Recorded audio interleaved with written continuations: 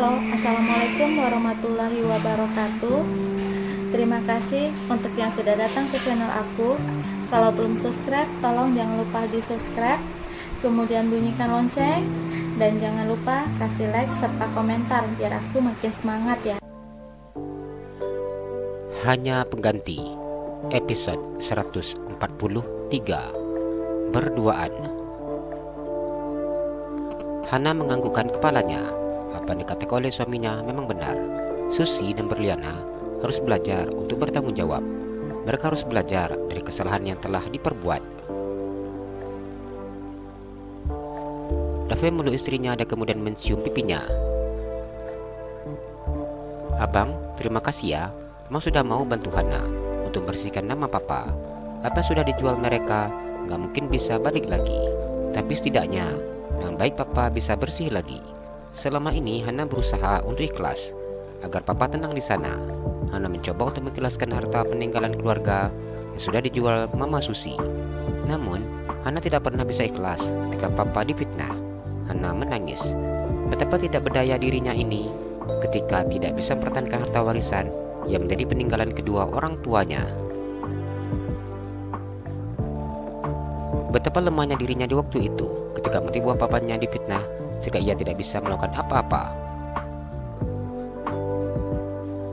Iya sayang, aku tidak pernah bisa diam begitu saja dengan apa yang mereka lakukan.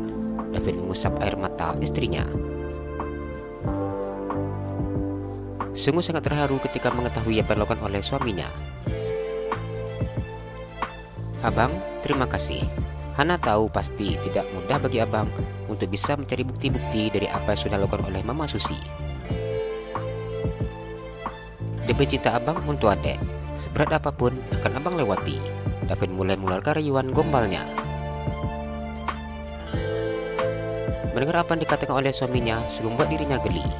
Gaya David menggombal terkesan jadul menurut Hana, namun tetap saja ia senang. Nanti kalau uang Hana sudah terkumpul banyak, Hana akan coba datang ke rumah papa dan meminta rumah itu lagi. Semoga saja si pemilik rumah mau menjualnya dengan Hana. Hana tersenyum. David tersenyum ketika mendengar ucapan istrinya. Amin. Permasalahan ini kita anggap selesai. Sekarang kita masuk ke permasalahan kita berdua. David mengedepankan sebelah matanya. Jantung Hana berdegup dengan sekian hebatnya ketika melihat senyum suaminya yang memiliki makna ganda. Mana cium tanda ucapkan terima kasihnya? David memajukan bibirnya. Mestilah harus ada embel-embelnya seperti ini. Hana memajukan bibir bawahnya. Dia sangat malu ketika akan mencium David terlebih dahulu. Wajib dong, jawab David. Hana diam sesaat. Apa yang menjadi permintaan suaminya sungguh membuat jantungnya berdetak dengan hebatnya. Dipandangnya bibir merah yang tidak begitu tebal milik David. Baru melihat bibir saja, dirinya sudah salah tingkah dan gugup. Mana dek? David mengerutkan keningnya. Tidak sabar rasanya bila harus menunggu lagi. Matanya dipicing. Tanpa protes David menjamkan matanya dengan bibir yang maju ke depan. Sudah, jawab Hana setelah mencium bibir suaminya sekilas.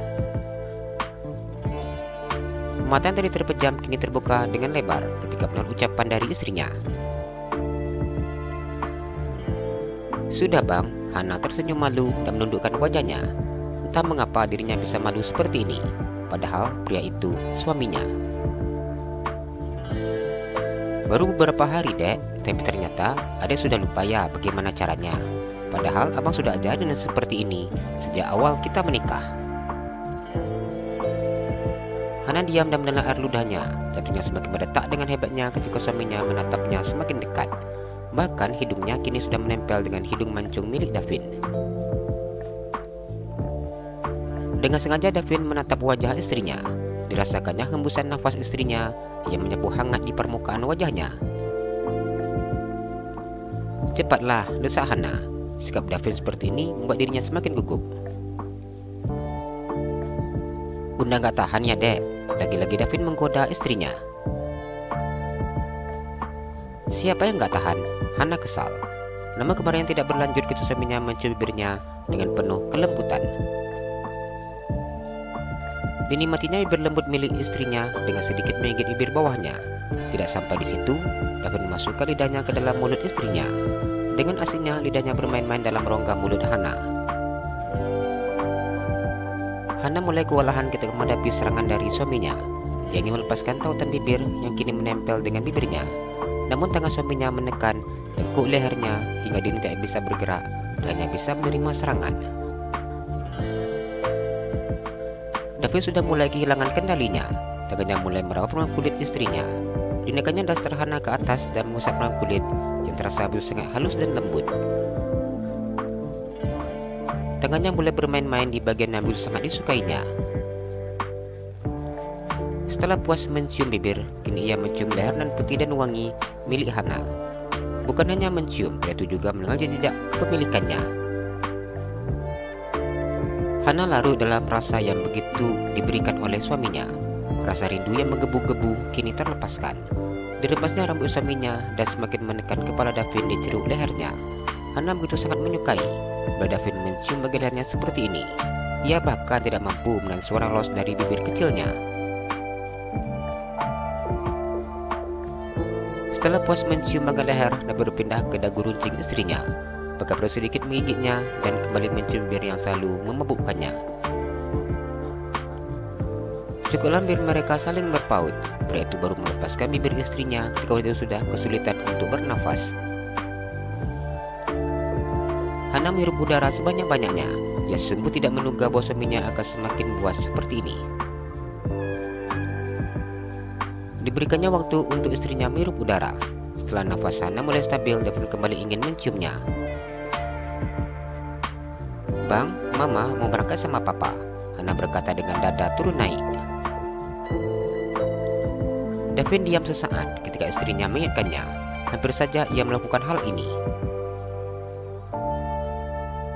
Hana kembali merapikan dasternya, diusapnya bibir yang basah oleh ulah suaminya. "Dek, gimana ini, Dek?" Davin memegang tangan istrinya dan meletakkan di bagian tubuhnya saat ini sudah mulai mengeras. Hana menggelengkan kepalanya. Ia tidak tahu solusi apa harus diberikan untuk suaminya. "Tanggung jawablah, Dek," Davin menatap istrinya. "Abang mau," baru masuk kepalanya langsung di stop karena Mama manggil. Hana tertawa kecil ketika melihat wajah frustasi suaminya. "Ya enggak lah sayang," jawab Davin. "Kita sambung nanti setelah Mama sama Papa pergi," Hana berkata dengan menundukkan wajahnya. Sungguh dirinya tidak bisa mungkiri bahwa ia juga sangat menginginkan hal itu.